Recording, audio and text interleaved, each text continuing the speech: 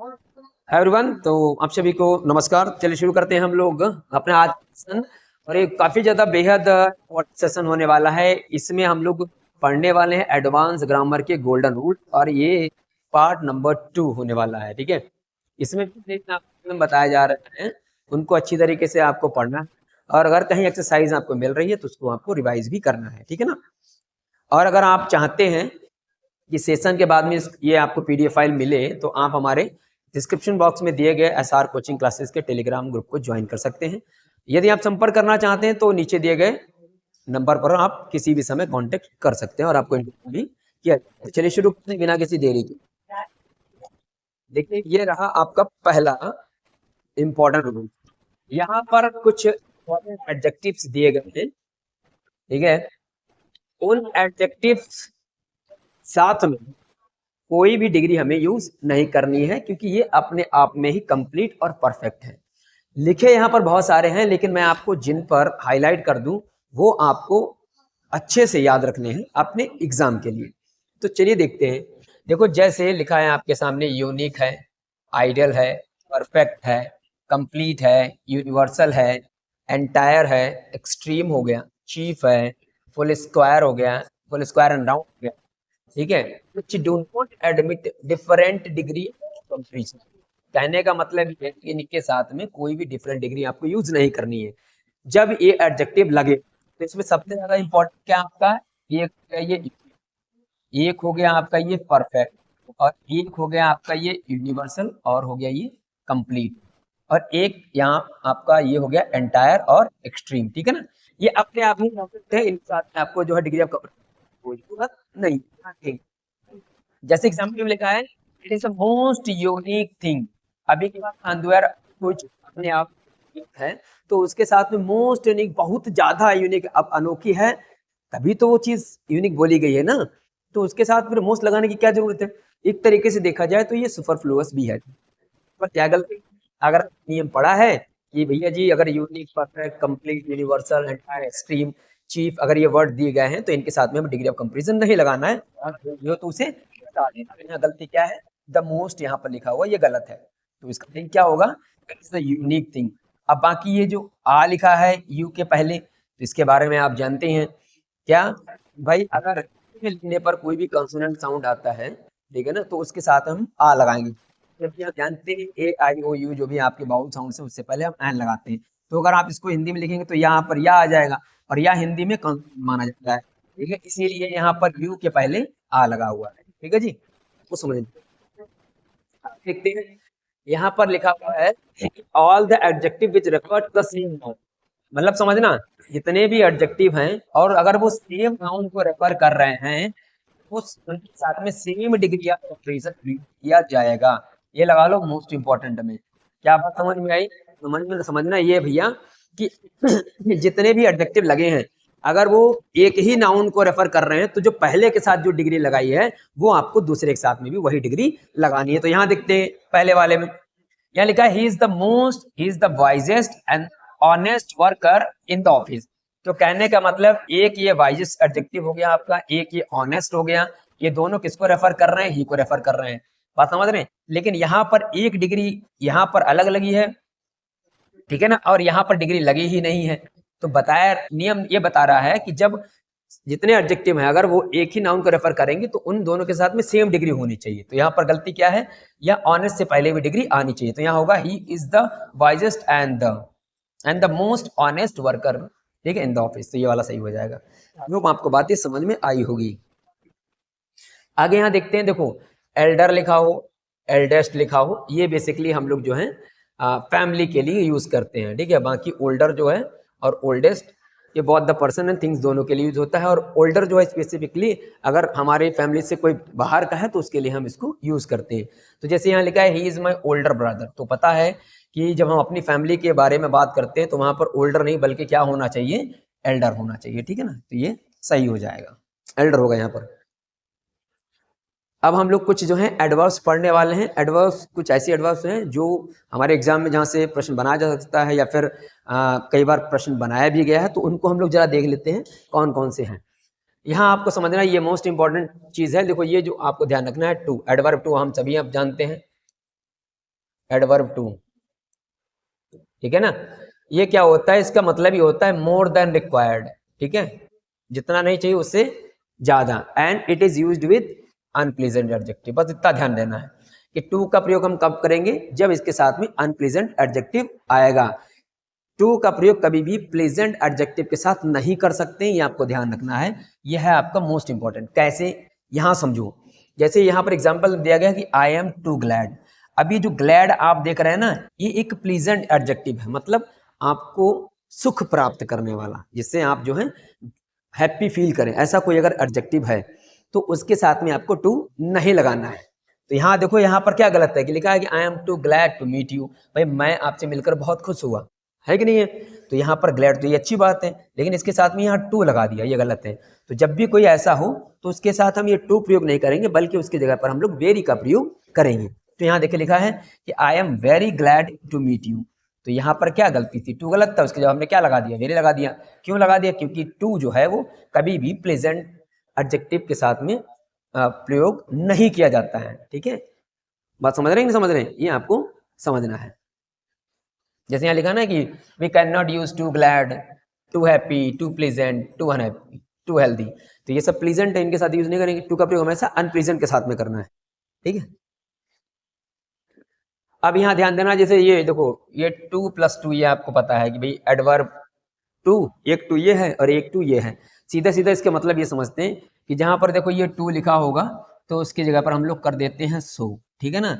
और ये जब ये टू इसको लगाने की बात आएगी तो इसके जगह पर कर देते हैं हम दैट, ठीक है ना। उसके बाद जो पहले पार्ट में सब्जेक्ट दिया होता है उसको, और अगर उस पहले वाले में वॉज वर लिखा हुआ है तो आगे वाले में कैन कुड, ठीक है ना। मतलब अगर इधर पास्ट में होगा तो उधर में हमें कुड करना पड़ेगा, इधर प्रेजेंट में तो उधर कैन लगाएंगे। यहाँ समझो, जैसे को लिखा है he is too weak so that he can not walk, ये मतलब जो है गलत है। क्यों गलत है, क्योंकि यहाँ पर ये टू लिखा हुआ है। इसका सही वर्जन क्या होगा, यहाँ देखो, he is so weak that he can not walk. अब ये बात समझ में आएगी, यहाँ टू लिखा होगा वहां पर सो कर देंगे।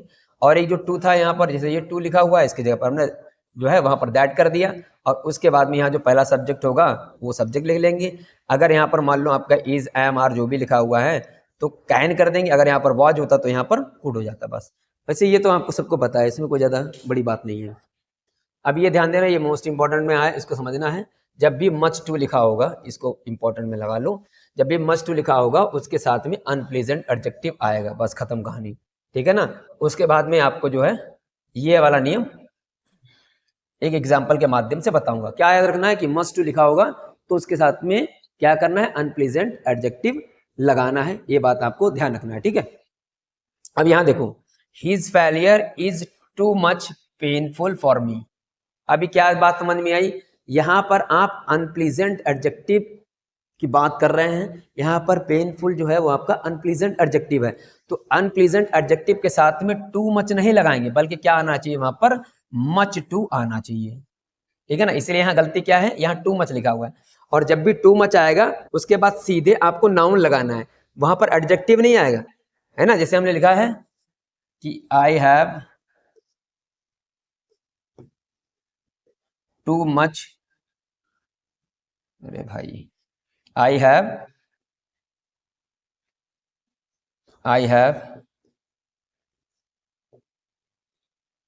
To much work to do, ठीक है। ये एग्जांपल देख लो, ये आपका सबसे बेस्ट एग्जांपल है टू मच वाला, ठीक है ना। अभी क्या बात समझ में आई, जब भी मच टू लिखा होगा, मच टू के साथ हमेशा उसके बाद कैसा आएगा एडजेक्टिव, अनप्लीजेंट आएगा, थोड़ा दुखद, बात समझ रहे। जबकि टू मच के साथ में ऐसा नहीं है। तो यहाँ ध्यान रखना, ये पेनफुल जो लिखा हुआ है ना, ये आपका अनप्लीजेंट एडजेक्टिव, ये आपको ध्यान रखना। टू मच नहीं, क्या लगाएंगे, मच टू आपको लगाना, एकदम बात दिमाग में बिठा लो, बस। अब यहाँ देखो, क्वाइट लिखा है और ऑल लिखा है, इनको कभी भी साथ में प्रयोग नहीं करना है, बस। अब क्वाइट भी आप यूज कर रहे हैं और ऑल भी यूज कर रहे हैं तो ये गलत है। जैसे यहाँ देखो, he is quite all right, ये गलत है। यहाँ क्वाइट भी लिखा हुआ है और ऑल भी लिखा हुआ है, इसलिए गलत है। क्या होना चाहिए इसका, एक चीज लगाओ, ठीक है। जैसे कह सकते हैं ही इज क्वाइट राइट, या फिर कह सकते हैं ही इज ऑल राइट। तो दोनों एक साथ में नहीं होंगे, दोनों इंडिविजुअली यहाँ प्रयोग कर सकते हैं। हालांकि ये तो आप सबको पता है, कहने की बात अलग है और बाकी समझने जानने की बात अलग है। देखो यार हम ना, जैसे ये जो इनफ लिखा हुआ है ये भी इम्पोर्टेंट है। तो इनफ क्या है? When we used an as an adverb is preceded by a preposition, degree, adjective और एडवर्ब। क्या बात समझ में आई? मतलब कि जब भी इनफ लिखा होगा और उसको आप अगर एडवर्ब के रूप में प्रयोग कर रहे हैं भैया जी, तो उससे पहले जो डिग्री आएगी वो पॉजिटिव में आनी चाहिए, बस खत्म। क्या बात समझ में आई? अगर इनफ को आप एज ए एडवर्ब यूज कर रहे हैं, ठीक है ना, तो उससे पहले फिर आपको क्या करना है? केवल पॉजिटिव डिग्री लगानी है और कोई डिग्री नहीं। यहाँ देखो लिखा है he is greater enough to pardon you. अभी यहाँ क्या गलती है? देखो इनफ लिखा है और इनफ से पहले इन्होंने क्या कर दिया? कंपैरेटिव डिग्री लगा दी। होना क्या चाहिए था? जब भी इनफ का आप प्रयोग कर रहे हैं एज एन एडवर्ब, तो इससे पहले आपको कौन सी डिग्री लगानी है? पॉजिटिव डिग्री लगानी है। तो ये इसका सही क्या हो जाएगा? He is great enough to pardon you. ये वाला जो है इंपॉर्टेंट में लगा लो फटाफट। चलिए अब यहाँ ध्यान देते हैं। देखो लिखा है एट प्रेजेंट, ठीक। एट प्रेजेंट का मतलब क्या होता है? प्रेजेंट टाइम से सेंस लिया गया है, जबकि प्रेजेंटली का मतलब होता है शॉर्टली से। दोनों में बहुत ज्यादा अंतर है। एट प्रेजेंट जब हम कह रहे हैं मतलब तुरंत की बात कर रहे हैं, ठीक है ना, लेकिन प्रेजेंटली लगा रहे हैं तो प्रेजेंटली जो सेंस देता है वो शॉर्टली, ठीक है ना। बात समझ में आ रही? नहीं, चलो एग्जाम्पल के माध्यम से बेहतरीन तरीके से समझते हैं। देखो यहाँ लिखा है nothing more can be done presently. मतलब बात समझिए, nothing more can be done presently. और प्रेजेंटली यहाँ पर सेंस किसके बारे में दे रहा है? प्रेजेंट, मतलब प्रेजेंट टाइम में इससे ज्यादा वह कुछ नहीं कर सकते हैं। बात आप प्रेजेंट टाइम की कर रहे हैं, तो आप प्रेजेंटली लगाए पड़े यहाँ पर हैं। जबकि क्या होना चाहिए सही इसका? प्रेजेंटली की जगह पर क्या आना चाहिए? प्रेजेंट आना चाहिए। Because when you are talking about the present time, then there we cannot use presently because presently refers shortly, है ना। presently consists the meaning of shortly, या फिर कह सकते हैं recently। तो यहाँ देखो, अब जैसे यहाँ लिखा है he will come back at present, मतलब कि हम यहाँ ये कहना चाहते हैं कि वो जल्दी ही वापस आ जाएगा, है ना। तो जल्दी ही वापस आ जाएगा in the sense of shortly, और आप यहाँ लगाए पड़े हैं एट प्रेजेंट, तो गलती क्या है यहाँ पर है? He will come back presently, यानी कि शॉर्टली। तो कहने का मतलब कंफ्यूज नहीं होना, एट प्रेजेंट का मतलब प्रेजेंट टाइम से लिया गया है, जबकि प्रेजेंटली सेंस देता है शॉर्टली का। ये वाला आपको समझना है, बस पेपर में गलत कर सकते हैं वहां पर वो लोग। अब वैसे यहाँ पर भी देखो जब हार्ड का मतलब मेहनत से है, लगन से है, ठीक है। और हार्डली का मतलब होता है स्कर्सली, बड़ी मुश्किल से। दोनों में अलग अलग अंतर है, इसीलिए दोनों के प्रयोग को भी आपको समझना है। और जब इन दोनों का हम यूज कर रहे हैं तो दोनों ये यूज में भी हमें डिफरेंस पता होना चाहिए। जैसे यहाँ देखो, he tried hardly to win the race, मतलब उसने बहुत ज्यादा कोशिश की ताकि वो रेस जीत पाए, मतलब मेहनत की। अब मेहनत की है तो मेहनत के साथ में हार्डली नहीं लगा सकते, क्योंकि मेहनत सेंस दे रहा है हार्ड। तो यहाँ गलती क्या आई है? हार्डली नहीं होगा, क्या होना चाहिए? ही ट्राइड हार्ड, उसने बहुत कोशिश की टू विन द रेस जीतने के लिए। वैसे दूसरा एग्जाम्पल देखेंगे। अब यहाँ लिखा है she has eaten hard anything today. हम ये कहना चाहते हैं कि बड़ी मुश्किल से ही कुछ उसने खाया होगा आज, ये तो खाया ही नहीं होगा, क्योंकि हार्डली, स्कैर्सली, ये सेल्डम, ये नेवर जो होते हैं बेसिकली नेगेटिव सेंस अपने आप में ही रखते हैं, ठीक है। अब यहाँ क्या गलती है? हम यहाँ पर हार्ड का मतलब किसी डेलिजेंटली कोई वर्क के से एसोसिएटेड नहीं है ये, बल्कि हम ये कहना चाहते हैं कि भाई बड़ी मुश्किल से। तो यहाँ पर हार्ड जगह पर क्या होना चाहिए? हार्डली, मतलब she has eaten hardly anything today, मुश्किल से उसने कुछ खाया होगा। इसके जो है प्रयोग में आपको समझना है। फटाफट बढ़ते हैं आगे। देखो ये जो मच लिखा है, much is used before past participle, ठीक है, an adjective adverb of comparative. इसको बस खत्म, इतना समझो। मच का प्रयोग होता है पास्ट पार्टिसिपल के साथ में, और वेरी जो यूज होता है भैया जी वो होता है प्रेजेंट पार्टिसिपल के साथ में, बस खत्म, इतना समझो, बाकी नहीं, बाकी सब मुंह माया। मच जहां लगा होगा मच के बाद पास्ट पार्टिसिपल आना चाहिए, और अगर कहीं पर भी वेरी लगा है उसके बाद में क्या आना चाहिए? प्रेजेंट पार्टिसिपल आना चाहिए। एग्जाम्पल के माध्यम से समझते हैं। अब यहाँ देखो, the news is much surprising. अब यहाँ गलती क्या है? देखने में तो अगर आपने नियम नहीं पढ़ा होगा देखने में तो सही लगेगा, तो यहाँ गलत क्या है? गलत भैया जी ये है कि आपको पता होना, जब मच लगेगा मच के बाद में पास्ट पार्टिसिपल आना चाहिए, ठीक है ना। और अगर अगर वेरी लगा है तो उसके साथ में क्या आना चाहिए? प्रेजेंट पार्टिसिपल आना चाहिए, बस इतना समझना है। तो इसे यहाँ क्या गलती है? मच लगा है तो यहाँ पर पास्ट पार्टिसिपल आना चाहिए था, लेकिन यहाँ तो लगाए पड़े हैं प्रेजेंट पार्टिसिपल। तो अगर प्रेजेंट पार्टिसिपल है तो उससे पहले क्या लगाना है आपको? वेरी लगाना है, बस इतना समझना है। ये भी लगा लो मोस्ट इंपॉर्टेंट में। इस प्रकार के प्रश्न आते रहते हैं पेपर में। अब यार ये हार्डली जो है ये मतलब मीन्स रेयरली है, वेयर एज हार्ड तो हम बता चुके हैं मतलब, ठीक है। वही हार्डली का मतलब किससे होता है, रेयरली स्कैर्सली से, जबकि आपका हार्ड का मतलब किससे होता है, डिलीजेंट से होता है, तो टफ या रिजिड से होता है। तो दोनों के प्रयोग को आपको समझना है, इसमें कुछ ज़्यादा नहीं है। जैसे it is a hardly job, hardly नहीं, हम कहना चाह रहे हैं कि वो टफ जॉब है, तो यहाँ पर क्या होगा, हार्डली जगह पर हार्ड हो जाएगा, बस खत्म।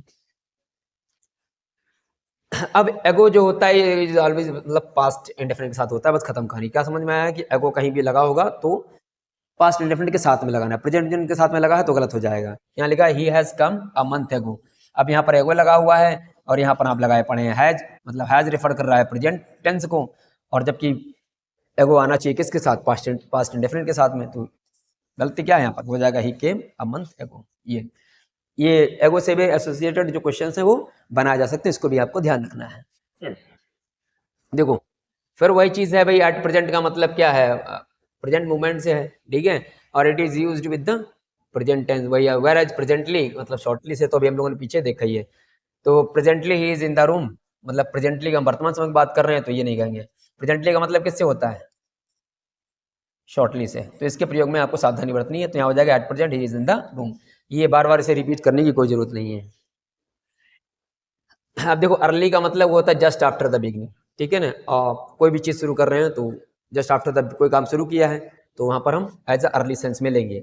लेकिन सून का मतलब होता है just after a point of time, मतलब सून का प्रयोग है थोड़ा सा टाइम में गए, लेकिन अर्ली का मतलब होता है जस्ट आफ्टर द बिगिनिंग, शुरू किए तुरंत ही, बस इतना समझना। जैसे यहाँ देखो roses blossom early the spring, मतलब कि जैसे स्प्रिंग शुरू होगा तुरंत ही क्या होता है, रोजेस जो है ब्लॉसम्स करने लगते हैं, फूलने लगते हैं, बस ये है। अब हम ये कहें कि सून आई विल बी देयर, मतलब एक पर्टिकुलर टाइम पीरियड वहां पर हम डेनोट कर रहे हैं, है कि नहीं है, soon I will be there. हम ये नहीं कह सकते early I will be there, नहीं, ये गलत हो जाएगा। अब यहाँ पर वही चीज लिखा हुआ है, देखो ये सेल्डम हो गया, नेवर हो गया, हार्डली है, और ये रेयरली है या स्कैर्सली है। बेसिकली ये इन्वर्जन स्ट्रक्चर लेते हैं, बस खत्म, इतना याद रखो, मोस्ट इंपॉर्टेंट में क्या है बताया मैंने भैया जी, मैं ये कह रहा हूँ सेल्डम वर्ब हो, एडवर्ब हो, या नेवर हो, या फिर आपकी हार्डली हो, या फिर रेयरली हो, या फिर स्कैर्सली हो, बेसिकली ये क्या है, इन्वर्जन लेती है। इन्वर्जन ऑफ स्ट्रक्चर का मतलब क्या है कि इनके बाद में आपकी हेल्पिंग वर्ब तुरंत आनी चाहिए, मतलब क्या है, ये वर्ड लगे होंगे, इनके बाद में हेल्पिंग वर्ब होगा, अब प्लस सब्जेक्ट आपका होना चाहिए, बस। जैसे यहाँ देखो सेल्डम लिखा है, सेल्डम आई हैड, तो गलती क्या है, सेल्डम के बाद यहाँ पर हैड होना चाहिए था, पता समझ रहे, ये वाली एडवर्ब और प्लस हेल्पिंग वर्ब और प्लस सब्जेक्ट, बस। तो यहाँ देखो सेल्डम हैड आई सीन, बस इतने गलत है, ये सही है, ये आपको पकड़ के रखना है। जब भी ये वर्ब लगी हो, एडवर्ब लगी हो, इनके बाद तुरंत आपको हेल्पिंग वर्ब लगानी है, बस यही गलती है। आगे बढ़ते हैं, तो इन्वर्जन वही चीज़ें यहाँ पर देखो, इनके साथ में भी इन्वर्जन है, कुछ और भी है जिनके साथ इन्वर्जन यूज होता है, जैसे देखो हेयर, देयर, अवे, आउट, आप, इंडोर, ठीक है, या आउटडोर, ये भी क्या है, इन्वर्जन के रूप में ही काम करते हैं। तो इनका क्या है, जैसे यहाँ देखो अवे सीता वेंट, नहीं बात समझ में आई, देखो चाहे हेयर हो, चाहे देयर हो, चाहे अवे हो, चाहे आउट हो, अप हो, इंडोर हो, आउटडोर हो, ये कुछ ऐसी जो हैं वर्ब्स हैं जिनके जो अपने साथ में क्या करती हैं, इन्वर्जन स्ट्रक्चर को लेती है। तो अवे सीता वेंट, अगर आपको नहीं पता है तो ये आपको लगेगा कि यार सही है ये, ठीक है, लेकिन ये गलत है। क्यों, क्योंकि इन्वर्जन का मतलब मैंने आपको बताया है भैया अभी पीछे कि जो वर्ब पर्टिकुलर वर्ब जो वर्ड्स दे रखे हैं वो आपको लगाने हैं, उनके बाद अगर हेल्पिंग वर्ब आ रहे तो हेल्पिंग वर्ब लगानी है, तो फिर आपको वर्ब लेकर के आनी है। तो ऐसे यहाँ पर भी है, अवे लिखा हुआ है, अब यहाँ पर कोई है नहीं हेल्पिंग वर्ब, तो अभी सीधे वर्ब आ गई और फिर सब्जेक्ट आया, बस। तो ये इन्वर्जन हो गया, इतना आपको याद रखना है, ठीक है। अब यहाँ पर कुछ पढ़ने वाले हम लोग हैं कंजक्शन, जिनके बारे में फटाफट देखते हैं, इसमें बहुत सारे आपको कंजक्शन पता भी होंगे। अब ये ध्यान देना है कि मतलब टू कंजक्शन जो है shouldn't be used in the same sentence, एक साथ में दो कंजक्शन यूज नहीं करने हैं, बस इतना समझ लो कि आल्दो के बाद में बट नहीं लगता है, बस खत्म कहानी, कॉमा लगा सकते हैं, ठीक है, ये मोस्ट इंपॉर्टेंट में, बाकी और कुछ ध्यान नहीं देना इसमें। अब देखो बहुत जहाँ लिखा होता है तो बहुत के साथ में हम लोग क्या लगाते हैं, एंड लगाते हैं, बस बहुत के साथ एंड आएगा, इसके अलावा अगर कुछ भी है तो वो नहीं आएगा, बाकी बहुत और इनका जो है हमेशा प्लूरल में यूज करते हैं। तो देखो यहाँ बहुत लिखाया है रवि, और ठीक है, और उसके बाद में इन्होंने कैसे कंजक्शन कर दिया है, एज वेल एज से, जबकि आपको पता होना चाहिए बहुत के साथ क्या आना चाहिए, एंड। तो बहुत रवि और राजा यहाँ पर लिखा हुआ है, मतलब समझो बहुत और एंड से हम दो सब्जेक्ट जोड़ते हैं, अगर बहुत आएगा तो एंड भी आना चाहिए। लेकिन अगर बोथ के साथ में एंड ना लगा करके अगर कोई और कंजक्शन से दो सब्जेक्ट को ऐड किया है तो वो गलत हो जाएगा। जैसे कि यहाँ पर एक रवि आपका हो गया और एक आपका यहाँ पर हो गया राजा। ये दो सब्जेक्ट आपके जुड़े हुए हैं एज वेल एज से। अगर आपने नियम पढ़ा है अगर बोथ है तो बोथ के साथ यहाँ एंड आना चाहिए था, एज वेल एज नहीं आएगा, यही गलत है आपका। तो इसे यहाँ देखो बोथ रवि एंड राजा, बस इतनी गलती यहाँ पर है, कुछ है ही नहीं। आगे बढ़ते हैं फटाफट। अब देखो यहाँ पर लिखा है, अब हमको पता है नीदर के साथ नॉर आना चाहिए और ईदर के साथ क्या आना चाहिए, और आना चाहिए। दोनों के प्रयोग में कंफ्यूजन नहीं होना कि आर उसके साथ लगा दो नॉर उसके साथ लगा लो। जैसे यहाँ लिखा है ही वॉश्ड नीदर हिज हैंड्स, अब नीदर लिखा, नीदर के साथ यहाँ क्या होना चाहिए था, नॉर होना चाहिए। यहाँ लगाया क्या पढ़े हैं, और लगाया पढ़े, तो यही गलती है बस, वो छोटा सा ये आपको बताना है। जब दो सब्जेक्ट जो हैं नीदर नॉर और ईदर और से जुड़े हों, कह सकते हैं डिफरेंट नंबर्स हों, ईदर और नीदर नॉर से जुड़े हों, तो वर्ब किसके हिसाब से आनी चाहिए। मान लो एक सिंगुलर हो और एक प्लूरल सब्जेक्ट हो, तो वर्ब जो है वो किसके हिसाब से आएगी, ये आपको कमेंट बॉक्स में बताना है। जब दो सब्जेक्ट नीदर नॉर और ईदर और से जुड़े हों और दो डिफरेंट नंबर, एक सिंगुलर एक प्लूरल, तो वर्ब किसके हिसाब से आएगी बताना है। देखो नो सूनर है बेसिकली ना, no sooner followed by then, not by but और देन। कहने का मतलब क्या है, जब ये नो सूनर लिखा हो तो ये वाला देन यूज करना, ये देन नहीं आएगा और इसके साथ बट नहीं आएगा, बस खत्म। यहाँ देखो no sooner do I finish this book then लिखा हुआ है, ये देन तो गलत है, देन नहीं होना चाहिए ना, देन होना चाहिए, ठीक है। अगर बट सर लिखा हो तो वो भी गलत हो जाएगा, बस ध्यान रखना नो सूनर के बाद देन, खत्म। THAN वाला देन, THEN वाला देन नहीं, ठीक, इतना ध्यान रखना है बस। अब देखो ये हार्डली लिखा है और scarcely should be followed by when, क्या बात समझ में आई। हार्डली लिखा, स्कर्सली लिखा, इसके साथ में क्या लगाएंगे, व्हेन लगाएंगे, ठीक है ना, ये बात ध्यान रखना है, क्या लगाएंगे, व्हेन लगाएंगे।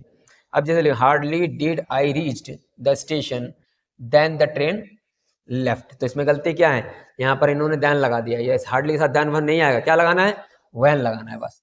हार्डली स्कर्सली के साथ क्या लगाना है, व्हेन लगाना है, ये इंपॉर्टेंट है बस। हार्डली स्कर्सली के साथ क्या लगाएंगे, व्हेन कंजक्शन लगेगा, देन फैन नहीं लगेगा, ये ध्यान रखना है बस। बाद में कुकू को लेवल नहीं। अब पढ़ेंगे कुछ प्रेपोजिशंस, इनके कुछ इंपॉर्टेंट रूल्स हैं वो देखेंगे फटाफट। देखो क्या बात समझनी है, ऑब्जेक्टिव केस क्या है, कहने का मतलब कोई नाउन या प्रोनाउन हो इज यूज्ड आफ्टर प्रेपोजिशन, मतलब कोई प्रेपोजिशन अगर लगा है, प्रेपोजिशन के बाद जो भी आपका नाउन आ रहा है, मतलब ये प्रोनाउन आ रहा है, तो वो ऑब्जेक्टिव केस में होगा, खत्म। यहाँ देखो I do not depend on he, अब ये प्रेपोजिशन ऑन है, इसके बाद ये ही नहीं आएगा बल्कि ये हमेशा ऑब्जेक्टिव में आएगा। क्या बात समझ में आई, अगर कोई प्रेपोजिशन लगा है उसके बाद जो भी आएगा आपका pronoun, that will always be in objective case, बस खत्म। देखो यहाँ पर ही लिखा, ये गलत है, क्या होना चाहिए था, हिम होना चाहिए, तो आई do not depend on him, ये सही होगा। ये वाला इंपॉर्टेंट रूल समझ लो। अब ध्यान देना, देखो अगर दो प्रेपोजिशन, देखो the preposition used after two words, ठीक है, must be made clear if this two words are connected by and और मतलब देखो एक सिंपल सी बात समझो, दो वर्ब आपकी लगी हो, दिमाग में बस बिठा लो, दो वर्ब लगी हो एंड और नॉर से कनेक्ट हो, ठीक है ना, तो उनके बाद दोनों वर्ब के बाद आपको क्या लगाना है, प्रेपोजिशन लगाना है बस। अब यहाँ देखो शी इज कॉन्शियस, ये हो गया, और ये एंड से जुड़े हैं, और इंगेज्ड ये दो वर्ब हो गई, ठीक है ना। तो प्रेपोजिशन दोनों के बाद में आना चाहिए, एक के बाद में नहीं, अगर एक में लगा एक में नहीं लगा तो ये क्या हो जाएगा, गलत हो जाएगा। तो शी इज कॉन्शियस ऑफ, देखो यहाँ आ गया, और इंगेज्ड ये इन आ गया, बस ये वाला इंपॉर्टेंट लगा लो, ये कहीं भी आपको नहीं मिलेगा, ये आप समझ लो, मोस्ट इंपॉर्टेंट है। देखो अब ये क्या लिखा हुआ है भैया जी, लिखा है देखो प्रिंसिपल अगर कोई वर्ब है used after, about, after, at, before, for, from, in, on, to, that, verb must be in ING form. भाई यार सीधी सी बात समझोगे यार, इसको बस मैं जो बता रहा हूँ उसको समझो, ये कंफ्यूज हो जाएंगे आप। मतलब क्या है कि प्रेपोजिशन के बाद जो वर्ब आएगी यार वो आईएनजी फॉर्म में आती है, बस खत्म। अब वैसे इन्हें लिख दिया है कि यार ये अबाउट लिखा हो, आफ्टर लिखा हो, एट लिखा हो, बिफोर, फॉर, फ्रॉम लिखा हो, इन, ऑन लिखा हो, टू लिखा हो, इसके बाद जो वर्ब आएगी वो आईएनजी फॉर्म में आएगी बस। तो यहाँ देखो you prevented me from do it, तो प्रिवेंट के बाद फ्रॉम आते ही है, हमको पता होना चाहिए, और इसके बाद जो भी आएगा वो हमेशा आईएनजी फॉर्म में आएगा। तो you prevented me from doing, नहीं बात समझ में आएगी, फिर समझ लो, अगर प्रेपोजिशन आया और प्रीपोजिशन के बाद कोई आपको वर्ब लगानी है तो उसमें आईएनजी फॉर्म लगेगी कि लगेगी, 90% लगेगी आईएनजी फॉर्म लगेगी, ये समझ लो, ठीक है। बाकी यहाँ पर आपके लिखे हुए हैं, अगर इनके बाद में कोई वर्ब आ रही है तो आपको बस आंख बंद करके क्या कर देना है, आईएनजी जोड़ देनी है। अब यार ये लिखा है देखो ऑन इन एट जो है ये बेसिकली यूज नहीं होते हैं टुडे से पहले, टुमारो से पहले, यस्टरडे से पहले, बस खत्म। ये मत कभी लगा देना ये टुडे टुमारो यस्टरडे से पहले क्या ऑन इन और एट। जैसे देखो he will go there on tomorrow, तो ये ऑन गलत है यार, ये नहीं आएगा। टुमारो और टुडे यस्टरडे और यस्टरडे पहले ये ऑन इन और एट नहीं आएगा, बस खत्म, बाकी सही। ये चलो देखो ठीक, फटाफट करा नहीं। अब ये लिखा है कि after transitive verb like discuss, describe, reach, order, tell, demand, attack, resemble, ridicule, etc. We directly use the object and no preposition used after the verb. क्या बात समझ में आई है? ये जितनी वर्ब दे रखी इनके बाद सीधे ऑब्जेक्ट आएगा, कोई प्रेपोजिशन और प्रेपोजिशन नहीं आएगा। जैसे यहाँ देखो the poet describes about the beauty, तो गलती यार क्या है, आपको बताया गया कुछ ट्रांसिटिव वर्ब ऐसी होती हैं, ट्रांसिटिव का मतलब ही होता है विद ऑब्जेक्ट, ठीक है ना। तो इनके बाद तुरंत ऑब्जेक्ट लगाओगे कि प्रीपोजिशन लगाओगे यार, है ना। तो अगर ऐसी जो वर्ब मैं बता रहा हूँ अगर लिखी है इनके बाद कोई प्रेपोजिशन आ रहा है तो वो गलत है, आपको तुरंत ऑब्जेक्ट आना है, प्रेपोजिशन नहीं आएगा, ठीक है ना। यहाँ देखो कौन कौन सी वर्ब, जैसे कि डिस्कस हो गया, डिस्क्राइब हो गया, रीच, रीच इतना इंपॉर्टेंट नहीं है, ऑर्डर हो गया, टेल हो गया, डिमांड, डिमांड में लगा लो, अटैक ये भी इंपॉर्टेंट है, रिजम्बल ये भी इंपॉर्टेंट है, ठीक है, रेडिकल इतना ज़्यादा नहीं। तो ये कुछ ऐसी वर्ब है, इनके बाद क्या करना है, सड़क से सीधे आपको क्या लाना है, क्या लाएंगे, ऑब्जेक्ट लाएंगे तुरंत। तो गलती यहाँ पर क्या है, डिस्क्राइब कर इन्होंने सीधे यहाँ पर क्या कर दिया, अबाउट कर दिया, और अबाउट नहीं होना चाहिए, क्या सीधा आना चाहिए, ब्यूटी आना चाहिए, ये ऑब्जेक्ट। देखो the poet describe the object, बस ये सही। आगे फटाफट बढ़ते हैं, देखो लिखा है, देखो चाहे से हो, सजेस्ट हो, ठीक, देखो से लिखा हो, सजेस्ट लिखा हो, प्रपोज लिखा हो, speak, reply, explain, talk, listen, ये जो है rights is followed by two preposition, ठीक है।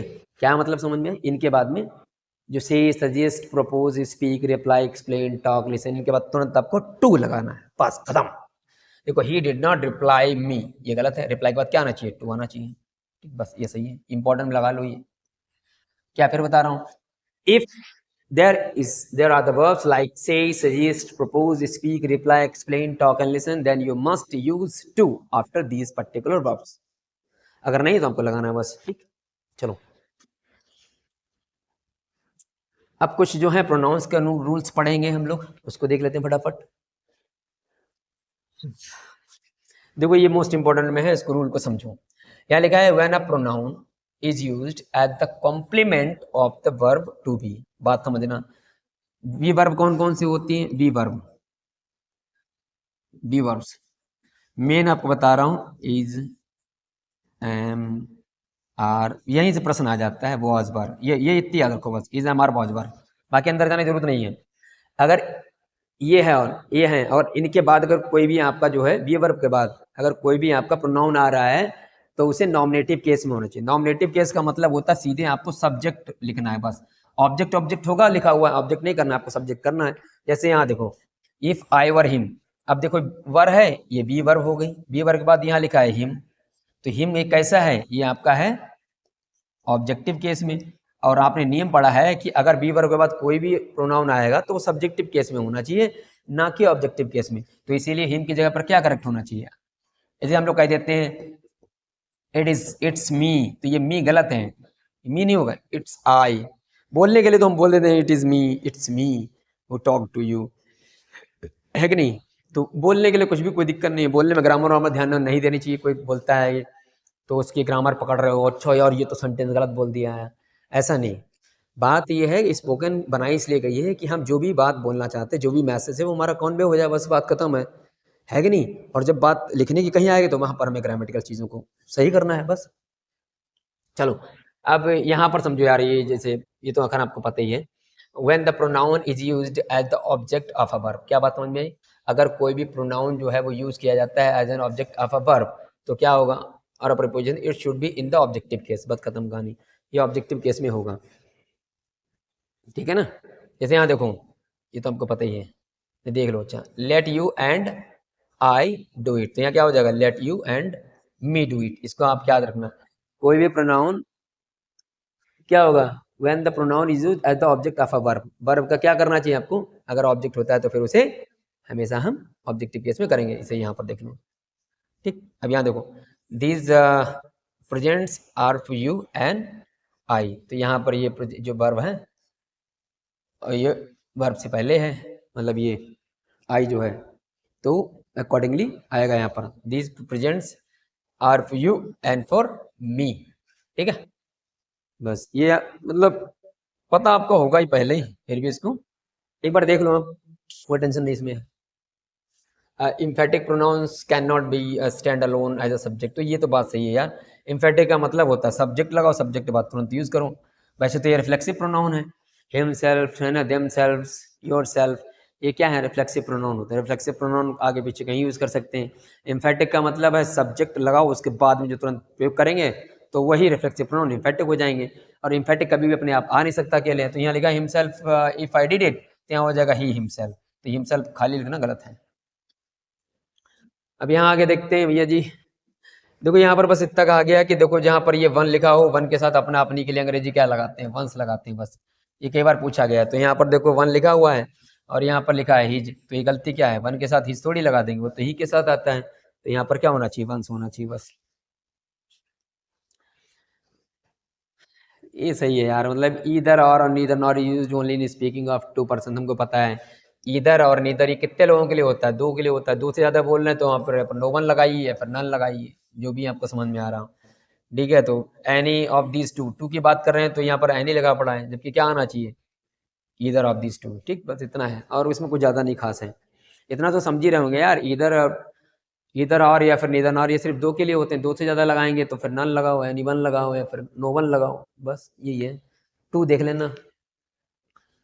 ईच अदर का मतलब क्या होता है, ईच अदर केवल दो लोगों के लिए लगता है और वन अनादर जो है वो दो से ज़्यादा के लिए लगता है, बस इतना याद रखना। देखो यहाँ पर बात कर रहे हैं टू ब्रदर्स की, देखिए the two brothers loved one another, one another गलत है, दो ब्रदर की बात करें तो वहां पर क्या होना चाहिए, ईच अदर में, यानी कि each other for two people and one another is for more than two people, बस।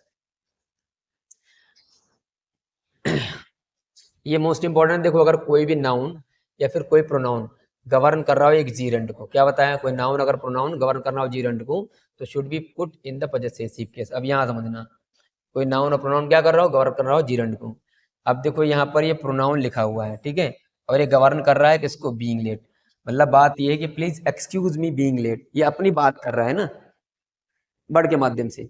तो ये जो यहाँ पर प्रोनाउन लगा है ये गवर्न कर रहा है इसको, जीरेंड को। तो कहने का मतलब ये हुआ है अगर कोई भी आपका प्रोनाउन गवर्न करेगा जीरेंड को तो वो हमेशा और हमेशा पजेसिव केस में होगा, ऑब्जेक्टिव केस में नहीं। तो गलती यहाँ क्या है, मी नहीं होगा बल्कि होगा माई बीइंग लेट, ये मोस्ट इंपॉर्टेंट है, इसे लगा लो, ठीक है। अच्छे तरीके से समझना, इसे बार बार पढ़ना। देखो आप pronoun must agree with its antecedent and in a person, मतलब कहने का मतलब अगर कोई प्रोनाउन है उसके पहले जो एंटीसीडेंट है उसके हिसाब से एग्री करना चाहिए। तो each of these boys has done their home, क्या लिखा है, हाँ होमवर्क, तो यहाँ पर क्या दिक्कत है, each of these boys has done his होगा यहाँ पर, ठीक है ना, बस खत्म कहानी। क्योंकि यहाँ पर ये ईच ऑफ दीज बॉयज लिखा हो तो उसके साथ में ये देर का प्रयोग नहीं कर सकते हैं। एंटीसीडेंट को प्रोनाउन के हिसाब से क्या करना चाहिए, मैच करना चाहिए, बस खत्म कहानी। सिंगुलर है तो सिंगुलर, प्लूरल है तो प्लूरल। चलो ये तो बता ही चुके हैं कि व्हेन टू और more singular nouns are joined by and, तो प्रोनाउन जो है वो कैसा आएगा, प्रोनाउन वर्ब दोनों प्लूरल ही आएंगे। तो यहाँ पर भी देख लो, ये बहुत Raju and Ravi have done, his लिखा है, हिज नहीं आएगा ना, देयर आएगा। जब भी दो सब्जेक्ट बहुत एंड से जुड़े हो पहले बता चुके हैं, तो वर्ब और प्रोनाउन दोनों प्लूरल में ही आएंगे।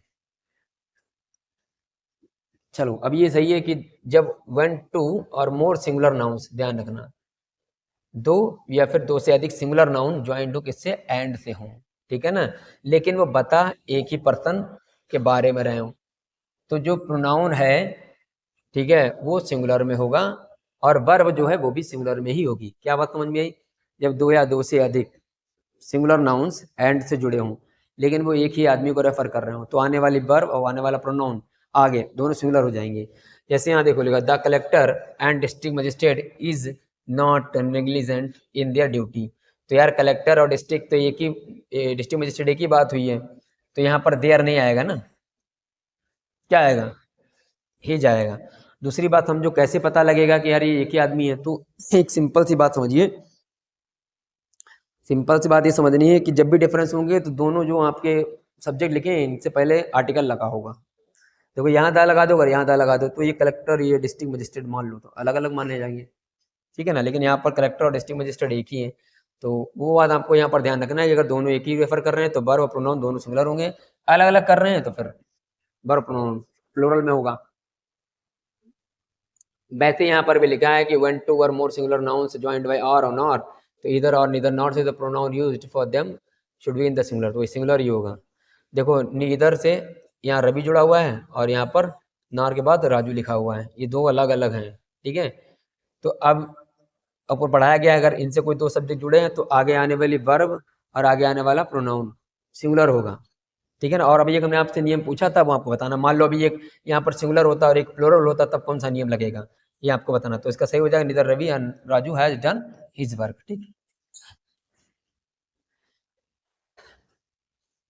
इसमें यार ये आपको पता होना चाहिए 231 नंबर रूल और 123 ये कहाँ लागू होता है।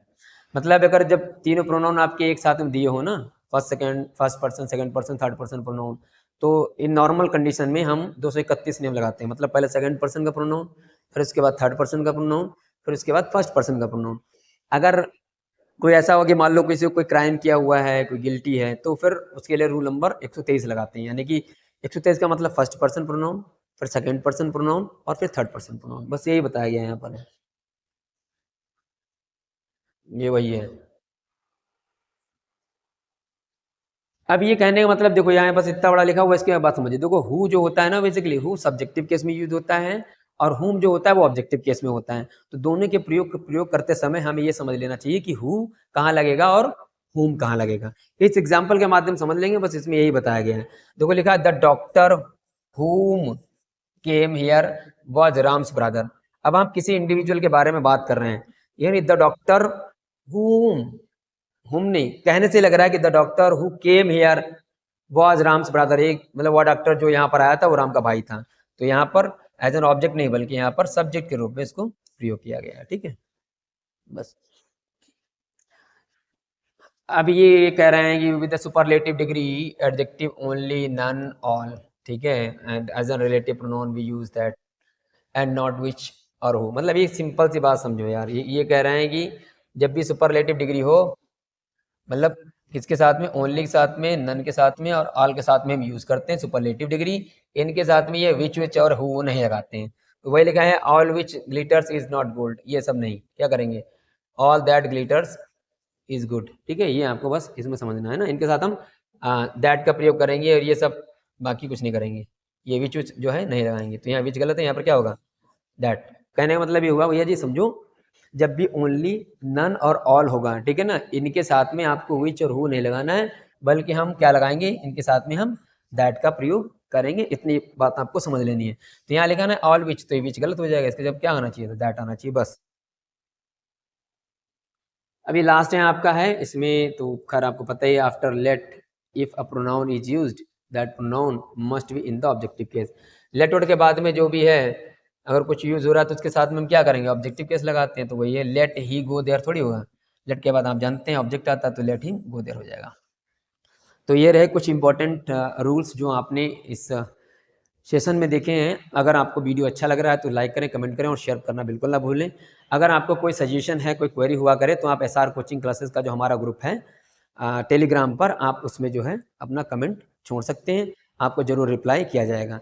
और टू एरर इज ह्यूमन, आप हम सभी जानते हैं कि अगर हम और आप पुरुष हैं, मानव हैं, तो गलतियां तो होंगी, तो लेकिन उसको सुधार अवश्य किया जाएगा। तो मिलते हैं अगले वीडियो में, तब तक के लिए जय हिंद, जय भारत।